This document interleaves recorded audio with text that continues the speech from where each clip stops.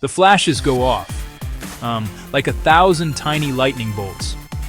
They light up the night. People crane their necks. They gasp.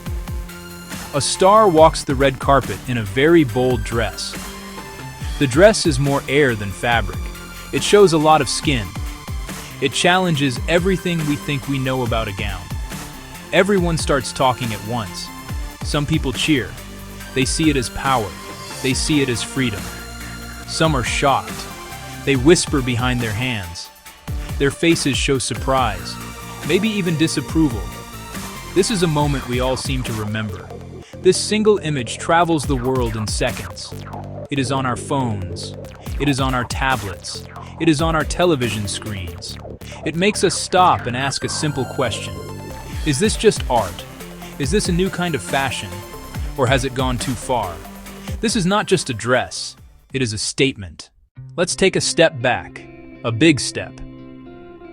Long ago, in many parts of the world, people lived with little or no clothing. In very warm lands, this was just normal. Cloth was not easy to make. It was rare and precious.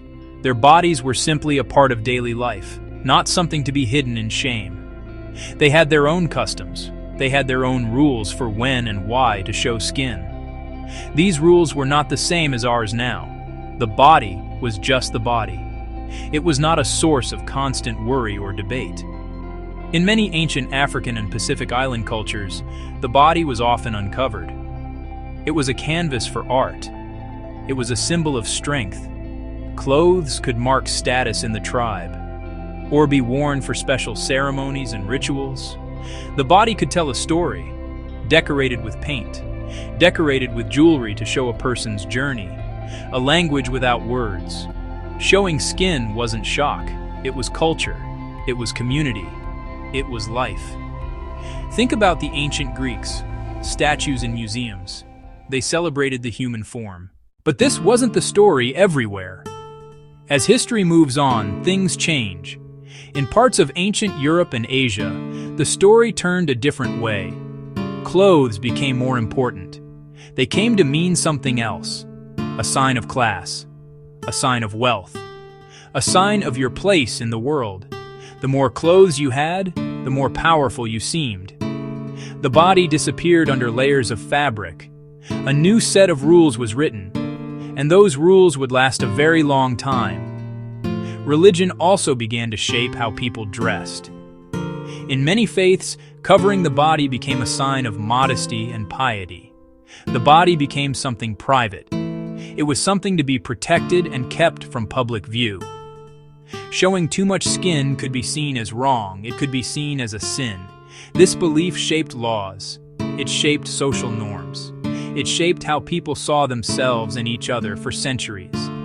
A woman's virtue was often tied to how much she covered herself. The 20th century changed everything. It was a whirlwind of new ideas and new technologies. The rise of cinema, glossy magazines, television brought new images of the body into our homes. Suddenly, we were seeing people we had never seen before. Movie stars on the big screen wore new styles. Some of them showed more skin than was considered proper. A bare shoulder, a glimpse of a leg. These small acts were rebellions. They slowly started to chip away at the old, rigid rules. The world was watching. Fashion was leading the charge. Then came the 1960s, 1970s. This was a time of great social upheaval. People were questioning everything. Questioning war, questioning government, questioning tradition, and they were questioning the rules about their own bodies. Fashion broke many of those old rules. Designers started to push the limits. The miniskirt arrived. See-through blouses appeared. Runway shows became places for brave, shocking ideas. Some looks that came down the catwalk surprised the public. These moments were not just about clothes. Naked dressing today has many different faces. It is not just one thing. Some of these looks are bare and incredibly artistic. Sheer fabrics that float like smoke. Careful, precise cutouts like sculpture. Clever layers that hint at what is hidden underneath. The goal is not always just to show skin, to create beauty, or to create shock. Designers play with form and shape, using the body as a canvas to make an idea come to life. Sometimes it's about fashion history. A designer pays tribute to a bold look from the past, continuing a conversation started decades ago. Sometimes it's about a cause. A star supports a young, unknown designer, or makes a political point. They know the cameras will be on them. They use attention to send a message.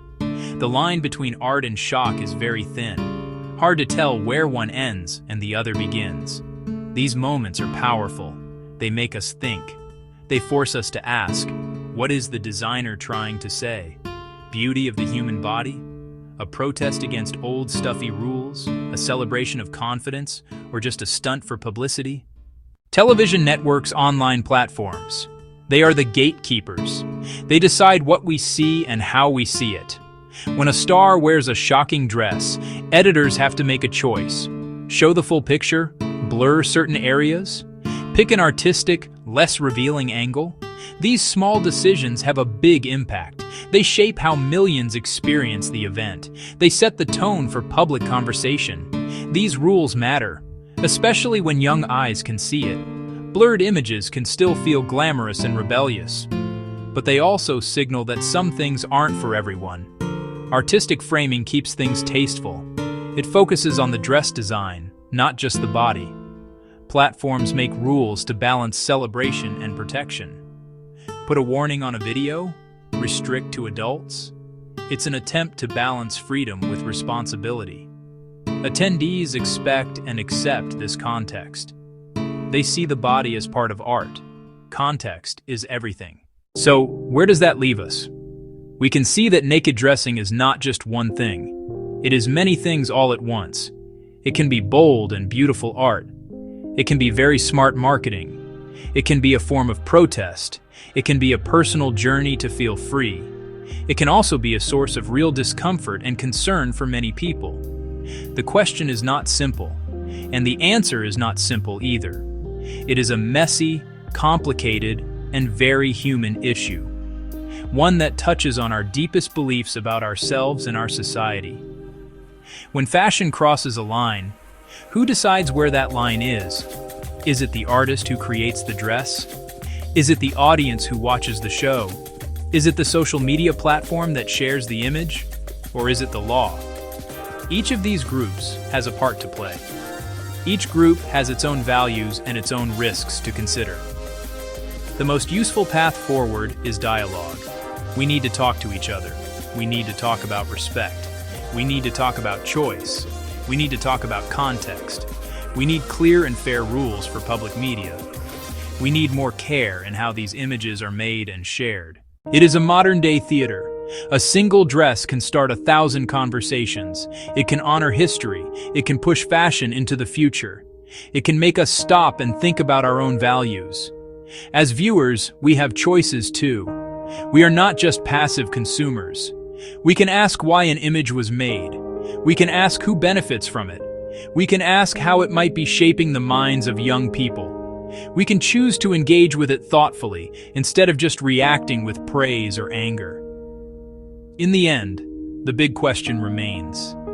It is a question for each of us to hold in our own hearts and minds. Is this new wave of fashion about freedom, or has it gone too far? The answer depends on who you ask. It depends on your background. It depends on your beliefs. It depends on your experiences. It depends on how you balance the need for personal expression with the need for public respect. There is no right answer that fits everyone. So think on this, talk about it, and then you decide for yourself. You